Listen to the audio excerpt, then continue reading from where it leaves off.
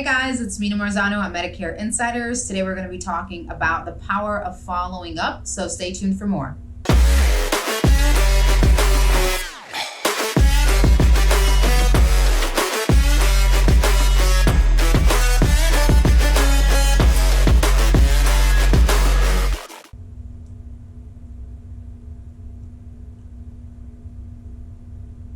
So unfortunately, I think that following up is a very overlooked sales strategy for a lot of agents. I hear a lot of complaints sometimes when agents buy leads and they say, well, no one's picking up the phone and they've only tried to call them one time. So I have some statistics for you guys today that are going to put some of that into perspective and really highlight the power of following up and how much money you're leaving on the table, how much business you're losing out on if you're not following up 5 to 7 or more times with the leads that you're purchasing, maybe referrals that you're getting, and maybe even your clients that you haven't been able to circle back to. So the very first statistic is that only 2% of sales are made on the first call. So 2% is a very low number. If you are the person that is expecting to get on the phone and just knock them out right then and there, that's probably unrealistic expectation, and you are going to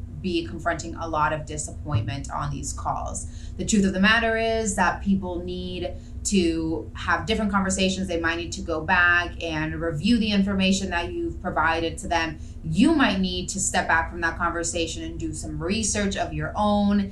And then you never know where that person is on that buyer's cycle or that buyer's process. They might not be ready to buy. They might have a lot of things going on, and maybe this is not a huge priority to them, even though they know that they need to do it. So there might be a gazillion reasons why someone might not pick up the phone, but it's our job as the agent to be consistent and to be persistent, not just to make sure that we're making that sale, but also to help our clients who do need these products that we're offering.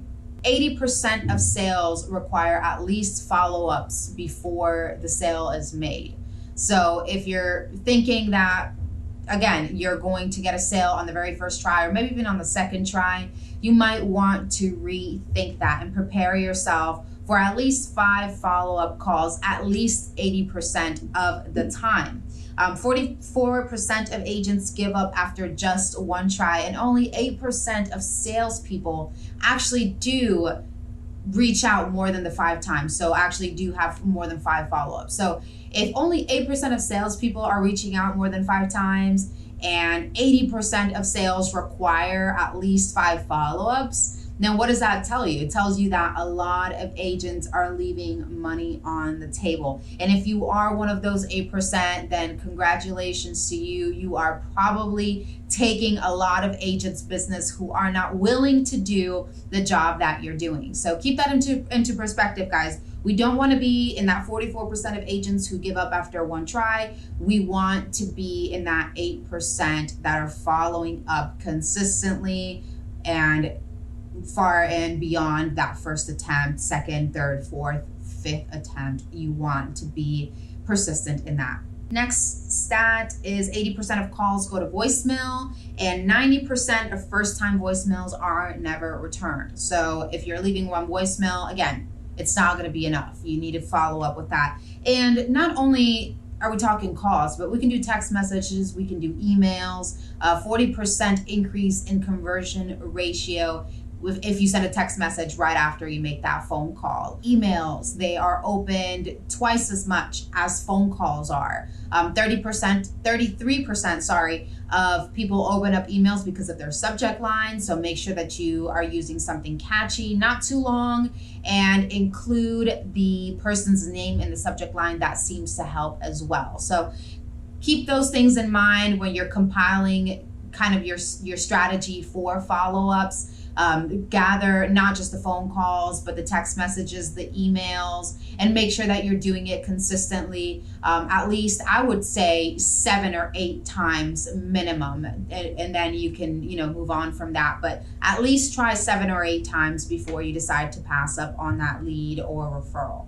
And then I have some freebies for you guys when it comes to the best times and days to reach out to people. So the best days to prospect over the phone are Thursdays, and that is followed by Wednesday. So Thursday being the best day. Best times to call are between 8 a.m. and 9:30 a.m. and then between 4 p.m. and 6 p.m.